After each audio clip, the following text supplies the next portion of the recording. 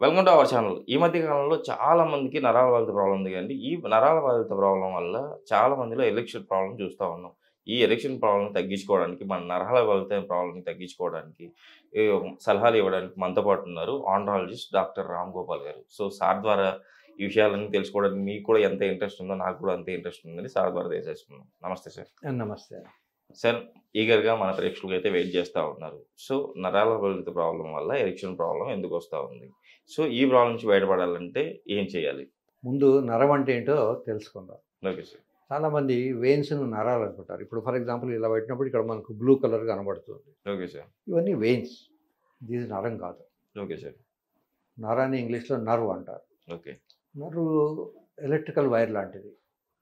కొన్ని ఇంపల్సెస్‌ను for example బ్రెయిన్‌లో వచ్చిన థాట్స్‌ను అది పర్టిక్యులర్ ఆర్గన్‌కు చేయి ఇలా ఎత్తాలనుకోండి. చేయి ఎత్తాలి అన్న విషయం చేతికి ఉన్న మజిల్‌కు అది సంకేతాలను పంపినప్పుడు చేయి లేస్తుంది. Okay sir. లేదా కాళ్ళు లేస్తుంది, లేదా మాట వస్తుంది. వీటన్నిటికీ ఎలక్ట్రికల్ వైర్ లాంటిది నరం అనేది. Okay sir.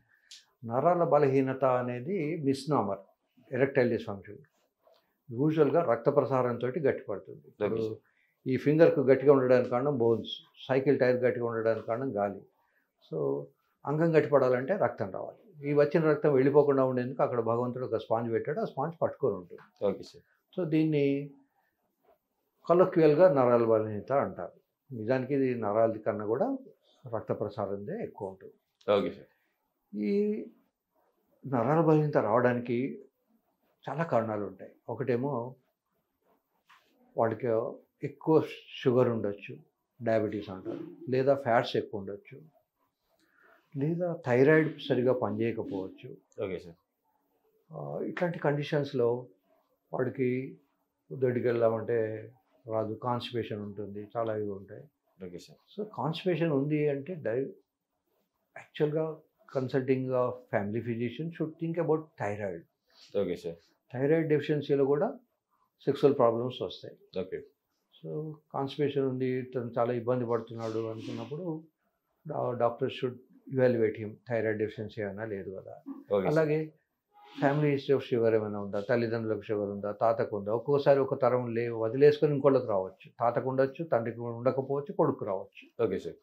సో, అలా షుగర్ ఏమైనా లేదు కదా. తర్వాత లైఫ్ స్టైల్ ఏముంది, ఎందుకు ఎక్సర్సైజ్ చేయట్లేదు. అందరికీ ఏమనుకుంటారంటే ఓన్లీ మార్నింగే ఎక్సర్సైజ్ చేయాలన్న అపోహ.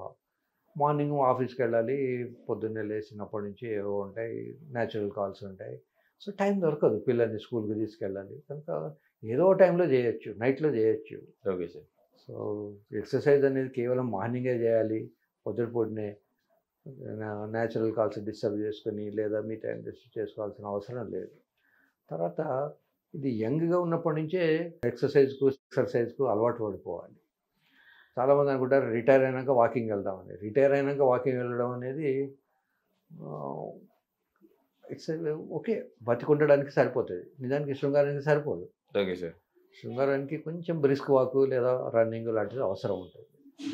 కనుక రిటైర్ అయినాక నేను గంట సేపు నడిచాను, మీరు గంట సేపు నడిచినా ఉపయోగం తక్కువ. అదే 10 నిమిషాలు బ్రిస్క్ వాక్ చేసినా లేదా రన్నింగ్ చేసినా ఎక్కువ ఉపయోగం ఉంటుంది. Okay sir. కనుక ఆల్ ఆఫ్ ఎ సడన్ 60, 65 ఏళ్ళకి వచ్చినప్పుడు వాళ్ళని రన్నింగ్ చేయమంటే మోకాళ్ళ నొప్పులు ఉంటాయి, ఇంకేదో ఉంటాయి. కనుక చిన్నప్పటి నుంచే కొంచెం ఏరోబిక్ ఎక్సర్సైజ్కి అలవాటు పడాలి. Okay sir. ఇంకా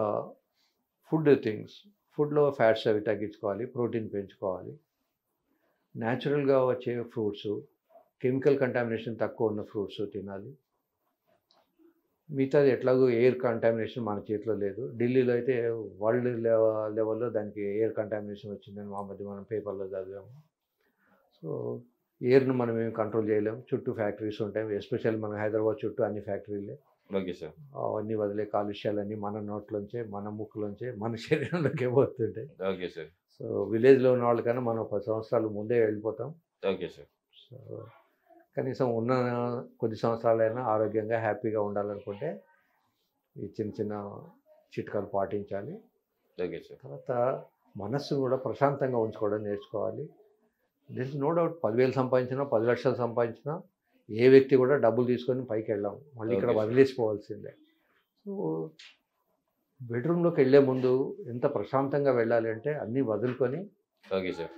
ఒక గుడికి వెళ్ళినప్పుడు ఎంత ప్రశాంతంగా ఎంత హ్యాపీగా వెళ్తామో అట్లాంటి సైకలాజికల్ కండిషన్లోనే బెడ్రూమ్కి వెళ్ళాలి. Okay sir. ఇన్కమ్ ట్యాక్స్ గొడవలు ఉంటాయి, బిజినెస్ గొడవలు ఉంటాయి, ప్రతి వ్యక్తికి ఏదో ఒకటి ఉంటుంది. ప్రెసిడెంట్ ఆఫ్ ఇండియాకు ఉంటుంది, అదే ప్రెసిడెంట్ కింద పనిచేసే ప్యూన్కు కూడా ఉంటుంది. మన ప్రెజర్ అయితే అంటే మన మెంటల్ స్ట్రెస్ అయితే తగ్గించుకోవాలంటారు. స్ట్రెస్ను వదిలేయాలి. Okay sir. బెడ్రూమ్కి వెళ్ళే ముందు స్నానం చేసి ఆ స్నానంతో పాటు ఆ స్ట్రెస్ కూడా వదిలేయాలి. Okay sir. కనీసం 5 నిమిషాలన్నా లైఫ్లో ఇవేవి ఆలోచించకుండా పార్ట్నర్ గురించి ఆలోచించి ఈస్థెటిక్ సెన్స్ అంటారు, అందాన్ని ఆహ్వాదించగలిగి దాన్ని ఆస్వాదించగలిగిన శక్తి ఉండాలి. Okay sir. కేవలం 36, 30, 36 ఉంటేనే అవర్ గ్లాస్ షేప్ ఉంటేనే అందం అని అనుకోవడం పొరపాటు. Okay sir. ప్రతి వ్యక్తి అందంగానే ఉంటారు. Okay sir. భగవంతుడి సృష్టిలో ప్రతి పండుకు డిమాండ్ ఉంటుంది, గుమ్మడికాయకు డిమాండ్ ఉంటుంది, పొట్లకాయకు డిమాండ్ ఉంటుంది, ఈవెన్ ముళ్ళ చెట్టు కూడా డిమాండ్ ఉంటుంది. ముళ్ళకు కూడా ఫ్రీగా దొరకవు. Okay sir. మా చిన్నప్పుడు మేము పొలాలకు వాటికి ఫెన్సింగ్ ముళ్ళ చెట్టుతోటే పెట్టేవాళ్ళం, ముళ్ళ ముక్కలు తీసుకొచ్చి. కనుక చూడడం నేర్చుకోవాలి, ఈస్థెటిక్ సెన్స్ నేర్చుకోవాలి. ఓ అమ్మాయి అందంగా ఉండొచ్చు, ఓ అమ్మాయి ముక్కు అందంగా ఉండొచ్చు, ఓ అమ్మాయి బిహేవియర్ అందంగా ఉండొచ్చు, ఇంకో అమ్మాయి ఇంకో రకంగా ఉండొచ్చు. మొత్తానికి eyes see what the mind knows అని ముందు Okay, sir. మనసు అందాన్ని గ్రహించడానికి ట్యూన్ చేసుకోవాలి. సో నాట్ ఓన్లీ మనం అందంగా ఉన్నది మనసులో అనుకోవడం కాకుండా ఎదుటి వ్యక్తికి చెప్పగలగాలి. Okay sir. ఇప్పుడు అమ్మాయి నువ్వు అందంగా ఉన్నావు, నీకు ఈ డ్రెస్ బాగుంది అని చెప్పగలిగితే వాళ్ళకు వచ్చే సంతోషం డిఫరెంట్గా ఉంటుంది. Okay sir. ఇది ఎవరు చెప్పాలి? భర్తనే చెప్పాలి. ఎవరు Yes, sir. చెప్పాలి? ఎవరు చెప్పడానికి లేదు. చెప్తే కొడతారు కదా సార్ వేరే వాళ్ళు కొడతారు. చెప్తే. కనుక కొట్టకపోయినా కూడా వీళ్ళు చెప్పడానికి లేదు, మనకున్న Yes, sir. సోషల్ ఇన్హిబిషన్స్ వాటి వల్ల. So one should inculcate. పెళ్ళికి ముందు ఇవన్నీ నేర్చుకోవాలి. అబ్బాయిలు Okay, sir. నేర్చుకోవాలి, అమ్మాయిలు నేర్చుకోవాలి. అబ్బాయిని కూడా సరే అలా ఉంటేనే వాళ్ళ దాంపత్య జీవితం కూడా బాగుంటుంది. మధ్యలో వేరే వాళ్ళు ఎంటర్ అవ్వడానికి కూడా కారణాలు కూడా అవే కదా అదే సార్. కదా. Yes. నిజానికి అబ్బాయిని కూడా అమ్మాయి చెప్పగలగాలి, హ్యాండ్సమ్గా ఉన్నావు, ఇవాళ డ్రెస్లో బాగున్నావు అని చెప్పాలి, తప్పేంటి? Yes. సో ఇద్దరు ఎంకరేజ్ చేసుకొని కాంప్లిమెంట్స్ ఇచ్చుకున్నప్పుడు their life will be something different. Okay sir. ఊరికే ప్రతిదానికి చిరాకు పడి తిట్టుకుని ఉంటే దాంట్లో వచ్చే మార్నింగ్ పూట అమ్మాయితో యుద్ధం చేసి రాత్రిపూట సెక్స్ చేద్దాం అనుకోవడం పెద్ద పొరపాటు. Okay. యూజువల్గా వాళ్ళకి సైకలాజికల్గా అది ఉండదు. అమ్మాయిలకు యాక్టివ్గా సెక్స్లో ఇన్వాల్వ్ కావడానికి ఫిజికల్గా పెద్దగా అవసరం లేదు, జస్ట్ టైస్ పక్క కంటే సరిపోతుంది. Okay sir. మగవాళ్ళకి అలా కాదు, ఈ మెత్తగా ఉన్న అంగం గట్టిపడాలి. ఎస్. ఈ మెత్తగా ఉన్న అంగం గట్టిపడాలనేది ఒక ఛాలెంజ్. ఓకే. ఆ ఛాలెంజ్ను ఓవర్కమ్ చేసుకోవాలనుకుంటే రిసీవర్ నుంచి కూడా ఉండాలి. ఎస్. వీడు ఇంత పెద్ద మూడ్లో దగ్గరికి వెళ్ళినా కూడా ఆమె ఒక చిరునవ్వు నవ్వినా లేదా కళ్ళలో ఒక చిన్న ఎక్స్ప్రెషన్ చూపెట్టినా వీడికి డౌన్ అయిపోతుంది. Okay sir. కనుక వాళ్ళు కోఆపరేట్ చేయాలి, వీళ్ళు దానికి తగిన అట్మాస్ఫియర్ క్రియేట్ చేసుకోవాలి. Okay sir. సో హౌస్లో ఎంత కాదన్నా ఎంత ఈక్వాలిటీ ఉన్నా కూడా మగవాడు should take the lead at least in the bedroom. Yes sir, మీరైతే చాలా కరెక్ట్గా చెప్పారు. మన ప్రేక్షకులు కూడా ఇది గమనించి వాళ్ళు వాళ్ళ వైఫ్తో బాగా ఉండి మంచిగా ఉంటారని చెప్పేసి ఆశిద్దాం. అట్ ద సేమ్ టైం వాళ్ళు ఈ ప్రాబ్లమ్ నుంచి బయటపడతారని చెప్పేసి ఆశిద్దాం సార్. నిజంగా ఈ రోజు మన ప్రేక్షకులు చాలా చక్కటి పరిష్కారాలు అయితే మన ప్రేక్షకులకు చూపించారు. ఈ erection problem at the same time నరాల బలత ఎందుకు వస్తుంది అని చెప్పేసి సార్ ఇంత మంచి ఇన్ఫర్మేషన్ ఇచ్చినందుకు సుమన్ టీవీ తరపు నుంచి మా ప్రేక్షకుల తరపు నుంచి thank you sir. Thank you.